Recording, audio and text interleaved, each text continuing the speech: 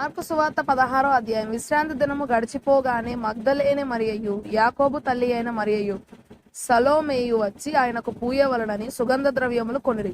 వారు ఆదివారమున పెందలకడ లేచి బయలుదేరి సూర్యోదయం అయినప్పుడు సమాధి యొద్దకు వచ్చుచుండగా సమాధి ద్వారము నుండి మన కొరకు ఆ రాయి ఎవడు పొర్లించునని ఒకరితో ఒకరు చెప్పుకొనుచుండిరి. వారు వచ్చి కనులెత్తి చూడగా రాయి పొర్లింపబడి ఉండుట చూచిరి. ఆ రాయి ఎంతో పెద్దది.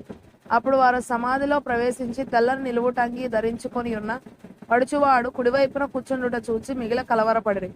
అందుకతడు, కలవరపడకుడి, సిలువ వేయబడిన నజరేయుడగు యేసును మీరు వెదకుచున్నారు.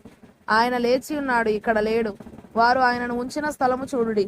మీరు వెళ్ళి ఆయన మీకంటే ముందుగా గలిలయలోనికి వెళ్ళుచున్నాడనియు ఆయన మీతో చెప్పినట్టు అక్కడ మీరు ఆయనను చూతురనియు ఆయన శిష్యులతోనూ పేతురుతోనూ చెప్పుడనెను. వారు బయటకు వచ్చి విస్మయము నొంది వణకుచు సమాధి యొద్ద నుండి పారిపోయిరి. వారు భయపడినందున ఎవనితో ఏమీ చెప్పలేదు. ఆదివారము తెల్లవారినప్పుడు యేసు లేచి తాను 7 దయ్యములను వెళ్ళగొట్టిన మగ్దలేనే మరియకు మొదట కనబడెను. ఆయనతో ఉండిన వారు దుఃఖపడి ఏడ్చుచుండగా ఆమె వెళ్ళి ఆ సంగతి వారికి తెలియజేసెను గాని ఆయన బ్రతికి ఉన్నాడనియు ఆమెకు కనబడననియు వారు విని నమ్మకపోయిరి. ఆ తరువాత వారిలో ఇద్దరు ఒక పల్లెటూరికి నడిచిపోవచుండగా ఆయన మారు రూపము గలవాడై వారికి ప్రత్యక్షమాయెను. వారు వెళ్లి తక్కిన వారికి ఆ సంగతి తెలియజేసిరు గాని వారు వీరి మాటనైనను నమ్మకపోయిరి. పిమ్మట 11 మంది శిష్యులు భోజనమున కూర్చున్నప్పుడు ఆయన వారికి ప్రత్యక్షమై తాను లేచిన తరువాత తను చూచిన వారి మాట నమ్మనందున వారి అపనమ్మిక నిమిత్తమును హృదయ కాఠిన్యము నిమిత్తమును వారిని గద్దించెను. మరియు మీరు సర్వలోకమునకు వెళ్లి సర్వసృష్టికి సువార్తను ప్రకటించుడి. నమ్మి బాప్తిస్మం పొందిన వాడు రక్షింపబడును, నమ్మని వానికి శిక్ష విధింపబడును. నమ్మిన వారి వలన ఈ సూచక క్రియలు కనబడును.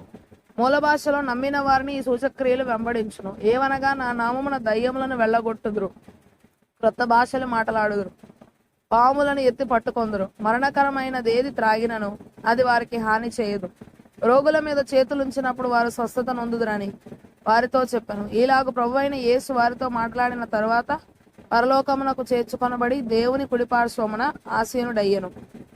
వారు బయలుదేరి వాక్యమంతటా ప్రకటించిరి. ప్రభు వారికి సహకారుడై ఉండి వెనువెంట జరుగుచు వచ్చిన మూల భాషలో వెంబడించుచుండిన సూచక్రియల వలన వాక్యమును స్థిరపరచుచుండెను. ఆమేన్.